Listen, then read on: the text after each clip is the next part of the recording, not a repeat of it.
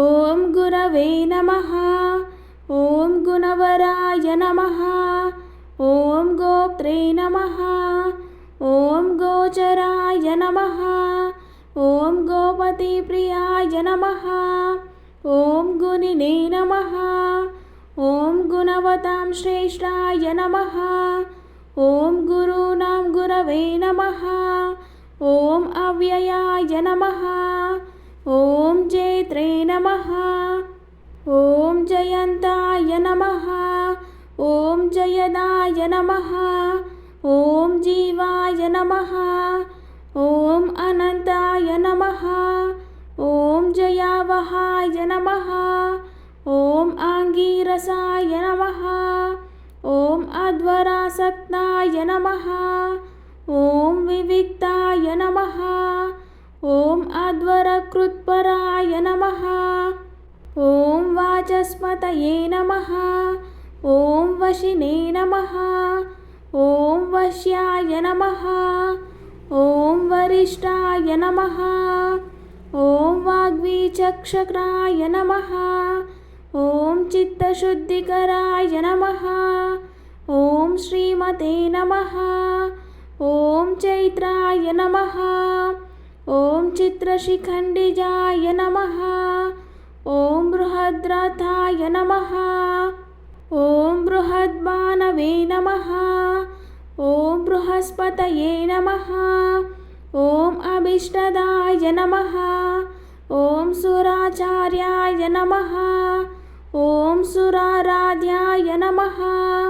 ॐ सुरकार्यहितङ्कराय नमः। ॐ गीर्वाणपोषकाय नमः। ॐ धन्याय नमः। ॐ गीष्पतये नमः। ॐ गिरीशाय नमः। ॐ अनघाय नमः। ॐ धीवराय नमः। ॐ दीशनाय नमः। ॐ दिव्यभूषणाय नमः। ॐ देवपूजिताय नमः। ॐ धनुर्धराय नमः। ॐ दैत्यहन्त्रे नमः। ॐ दयासाराय नमः। ॐ दयाकराय नमः। ॐ दारिद्र्यनाशनाय नमः। ॐ धन्याय नमः। ॐ दक्षिणायनसम्भवाय नमः। ॐ धनुर्मीनाधिपाय नमः। ॐ देवाय नमः। ॐ धनुर्बाणधराय नमः। ॐ हरये नमः। ॐ आङ्गीरसाब्जसञ्जताय नमः। ॐ आङ्गीरसकुलोद्भवाय नमः। ॐ सिन्धुदेशाधिपाय नमः। ॐ धीमते नमः। ॐ स्वर्णवर्णाय नमः। ॐ चतुर्भुजाय नमः। ॐ हेमाङ्गदाय नमः। ॐ हेमवपुषे नमः। ॐ हेमभूषणभूषिताय नमः। ॐ पुष्यनाथाय नमः। ॐ पुष्यरागमणिमण्डलमण्डिताय नमः। ॐ काशपुष्पसमानाभाय नमः। ॐ कलिदोषनिवारकाय नमः। ॐ इन्द्रादिदेवो देवेशिताय नमः। ॐ देवताभीष्टदायकाय नमः। ॐ असमानबलाय नमः। ॐ सत्त्वगुणसम्पद्विभासुराय नमः।